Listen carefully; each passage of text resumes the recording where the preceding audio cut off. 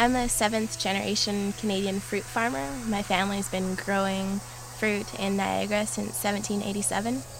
There's a lot of pressures that have been negatively influencing our family farm, from globalization to urban sprawl to climate change, and the fact that the weather's become more erratic and harder to predict have been making it harder to grow fruit in Niagara. The summers start earlier and end earlier. There's more pests and insects that come up from the south, and the trees are heat stressed. In the back of my mind, when I'm doing this climate change work, I know that my farm and my maple syrup production and the Canada that I love is in danger of climate change.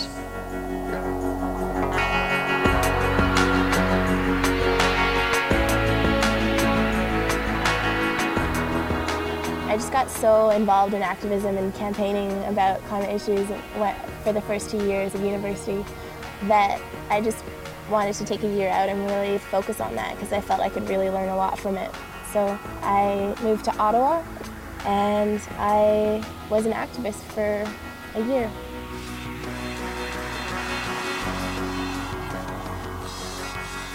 Sierra Youth Coalition is Canada's largest environmental and social justice organization that's run for youth, by youth. We're the youth arm of the Sierra Club of Canada.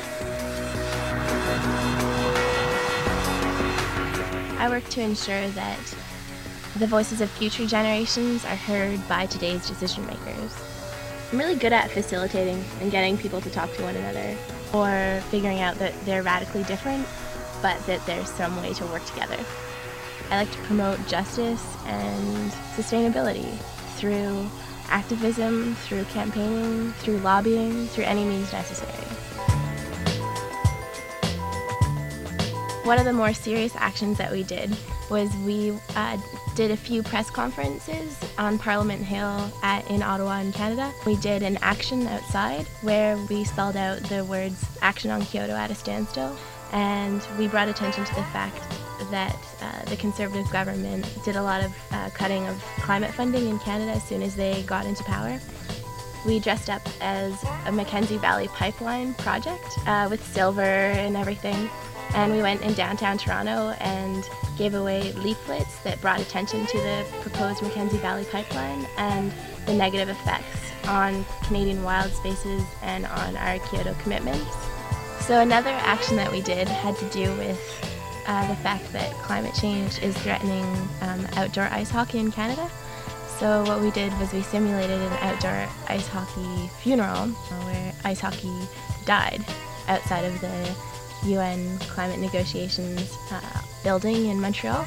So we all dressed up in little hockey suits and had a rink and some slushy water, and we pretended to skate around on the water, and it created a media buzz because the media inside, I think they were kind of bored shooting all the negotiators talk and stuff, so they came outside. I think that was a little bit more creative and lighthearted than some of the other work that I do. It's intimidating to talk to negotiators at first because they think they know all the lingo and they have all these sound bites they can just rhyme off statistics, and it's really good to have training before you go and try and do some lobbying. We raised $450,000 to prepare young people for the UN climate negotiations in Montreal. We got 100 people together from 27 different countries for 4 days, and we wrote a youth declaration. That was our main lobbying tool as young people at the UN climate negotiations. There's about 500 young people cycling in and out of the negotiations. There's about 30 young people that were in the youth lobbying team, and I facilitated that. We talked about 50 governments. I think our main message, that having a safe climate is a right for future generations, really hits home for negotiators, and that really puts them on an emotional level where they're realizing that actually what they're doing is going to affect their kids, is going to affect future generations.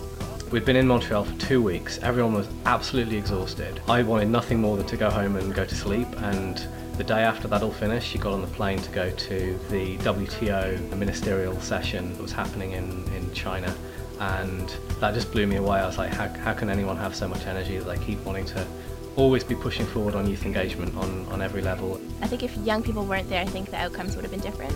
And a lot of NGOs and people have told me that. So I think we had a vital role to play. I think that some of the things that we do, no other people could do.